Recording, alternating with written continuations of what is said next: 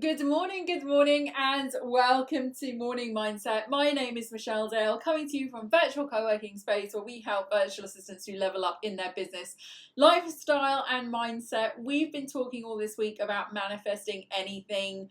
I just wanted to keep it lighthearted because a lot of the time we talk about manifesting business stuff and things like that, and I wanted to suggest to you this week that maybe, like if you're having resistance or you're finding that your manifestations aren't showing up in your life, that you should potentially maybe start to have more of a playful attitude towards manifesting. Again, there's this whole premise, the Neville Goddard teachings tell us that the experience that we have is all coming out from us. This is basically a hologram or a simulation of things that we create. And I shared a lovely little story on how I have this little book, and I just write down things in it that I would like to experience. Very light-hearted, very things that I'm easily detached from but would like to experience. And on the 27th of October, I wrote down that I would like to receive a bouquet of flowers. On the 2nd of November, I received those flowers. So that was a super quick manifestation. I'm just sharing with you how I go about doing things like that. So first of all, you get this little book and you write down one item on each individual page. The book is very small. I have a different one here, but it's like this. It's very tiny. And I just write down on the pages what I would like to experience. So I just wrote down a bouquet of flowers and I did a little drawing of some flowers. I closed my eyes, which we talked about yesterday. I did a few second visualization of someone handing me a bunch of flowers in my kitchen. I didn't visualize who, I only visualized being handed the bouquet of flowers. And then it happened exactly like that. I got handed a bouquet of flowers in my kitchen 5 days later, which was so random. I'm not somebody that generally ever gets flowers unless it's birthday.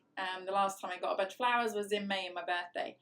So the thing I want to talk to you about today, which is again really important about what we're manifesting, is that once we do the visualization, and I literally did it once, and I think I mentioned yesterday, I kind of forgot about it after that. But sometimes you don't have to just forget about it, because a lot of people will have this thing like, am I doing it right? If I think about it too much, am I doing it right? If I don't think about it at all, am I doing it right? Like, which one is right? And they're all right, to be honest with you. And I'll give you an example. But basically, you could do two things after the visualization. And it depends on what you are trying to manifest and what you're trying to visualize. So the first thing would be to do is you need to think to yourself, is there anything I can do now for achieving the end result of this visualization? So let's say, for example, the bunch of flowers. Now, if I did not have a vase for that bunch of flowers, then you could say, you can either plan or forget. So you can say, right, I'll plan for the bunch of flowers and I will now go out and acquire a vase, borrow it, make one, buy one, whatever, for these flowers that I know are going to manifest into my life very soon.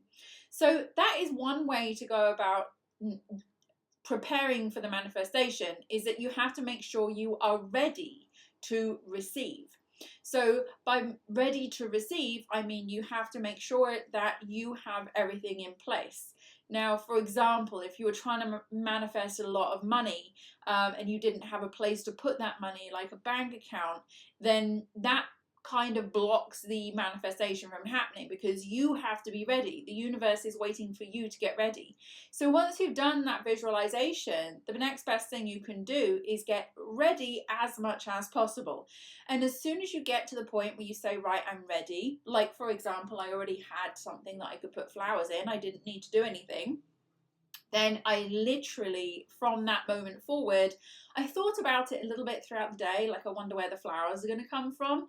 And I did start to think, oh, maybe they'd come from there. And I just stopped myself, because I think, well, that's then starting to place conditions on the receipt of the outcome.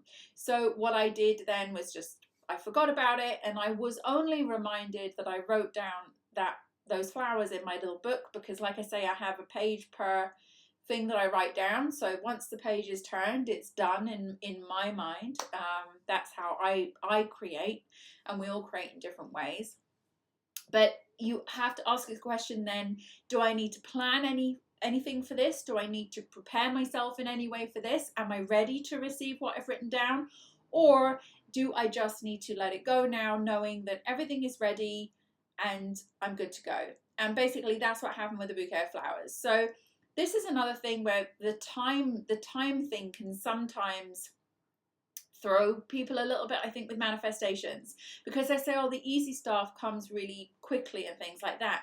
And it's usually because you're 100% ready and totally knowing that that's a possibility for you, and you're fine. You're fine with it until, like, you're already fulfilled. You're not sitting there longing for it and wanting it and needing it to happen in order for you to feel fulfilled and happy in your life.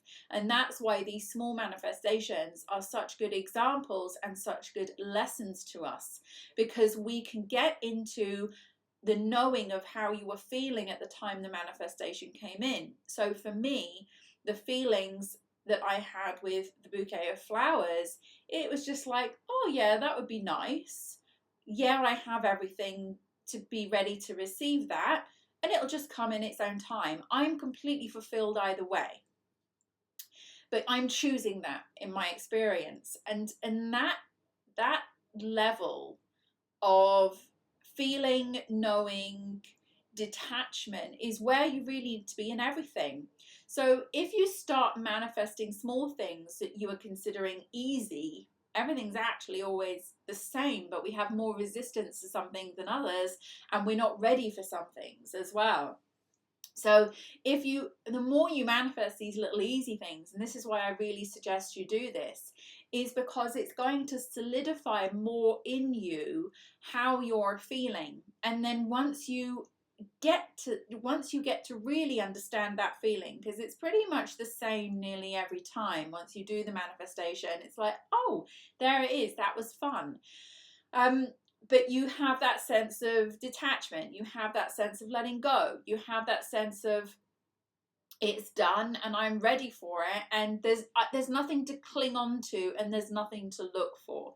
And if you can achieve that state with everything, that state of knowing, nothing to cling to, nothing to look for, that is when everything starts to move around and shift. So it's that knowing. So these little manifestations will help you to solidify in your mind and in your body how you feel when you know you're manifesting something, and how you feel towards that particular thing. And most of the time it's kind of like, oh, I completely forgot about it most of the time. But if we're like working on something bigger and we're going to have more resistance to it, but basically you have to keep focusing on something. This is what I've discovered, that I have to keep focusing on something and persist until the end, or persist until I know I'm 100% ready and 100% fulfilled either way. So always ask yourself, am I really ready to receive this manifestation? If it's a bigger one, like you'll notice in smaller ones, we're so ready to receive because we don't consider them, big things. But on the bigger things, we miss a lot of details sometimes, because sometimes on the bigger things, what I'm considering bigger things, is that we have never really had them before. So we never really know what we need to be doing to prepare for them, or to have them, or to be in a position. I know loads of people who are trying to manifest lottery wins and £1 million and things like that. But if they are not in a position to say, right, if I found out that I had that money right now, like, what's my plan? A lot of people don't have a plan. So in those instances, they'll either suddenly get the money and lose it all because they weren't ready for that manifestation, or they will simply block the manifestation because they don't have a plan, like it's already happened. So it's about then deciding, okay, where am I going to distribute the money? What bank accounts am I, like set everything up, like prepare for everything, and then you'll find the manifestation usually comes in. Once you've written down your plan for the manifestation as if it had already happened, as if you already have it, then that is what propels it forward. So with small things, it's so easy to detach from them, and it's so easy to play with them.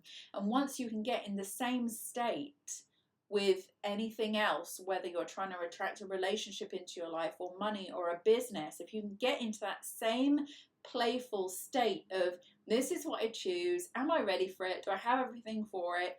Yes, it's like packing for a holiday, basically. It's like, the holiday's coming, you get ready for it, and then you go, and it's there.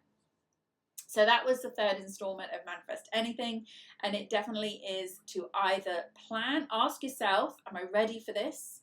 Am I fully ready to receive this? And then you plan for it, or if you know you're 100% ready already and you've got everything in place, then you simply can forget it. Go about your day fulfilled, excited to see how that's going to unfold. So I'll be back here again tomorrow for the final installment of this topic. And in the meantime, we're going to do our daily accountability. So get your journals at the ready, and I shall see you back here tomorrow. Have a beautiful day ahead. Before we begin, don't forget you can join me live online inside Virtual CoWorking Space at www.virtualmissfriday.com/VCS. If you enjoy this session, give it a like. I'd love to hear from you, so write me a comment. And so you don't miss any updates, don't forget to subscribe. Let's begin. So now we're going to look for the positive with our gratitude. First, we'll spend 1 minute thinking of the day before, thinking of all the things that happened, reflecting on work, interactions, relationships, memorable moments, and more. Now you'll write one thing down minimum that you're grateful for. You can, of course, write down more. Something good, something that went right, a small moment or a big win. The more you search for things to be grateful for, the more you will experience things to be grateful for.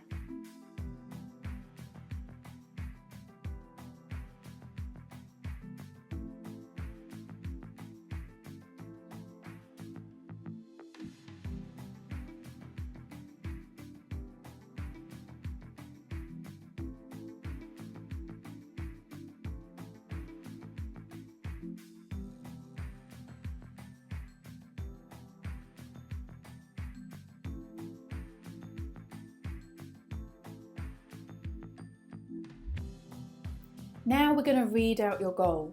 Make sure your goal is written down in a journal or somewhere you can easily access it. Read your goal now, ideally out loud, and commit to this goal. Believe it will happen. And by reading this daily, the universe knows clearly what your goal is, and the things begin to shift in the direction of your goal. Follow your instincts when this happens by taking action.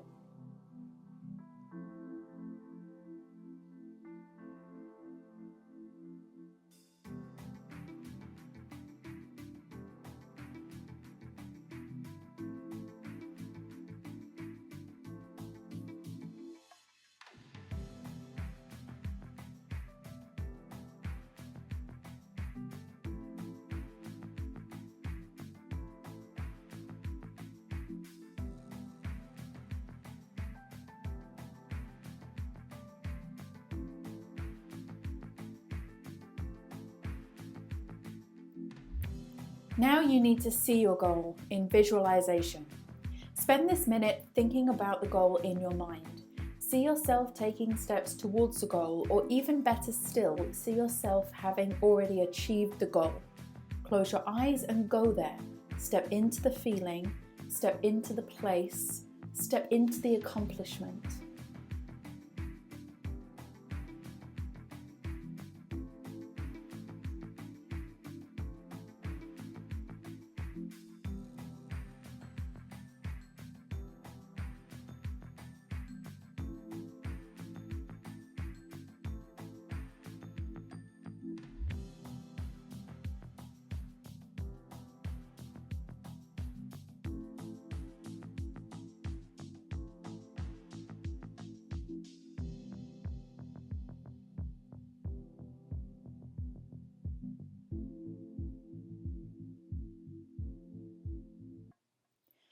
And finally, it's time for your most important task.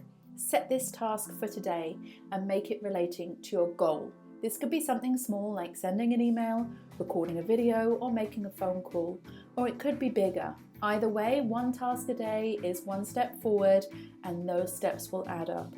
Do what you can from where you are now. Set the intention, and the action will carry you towards your goal.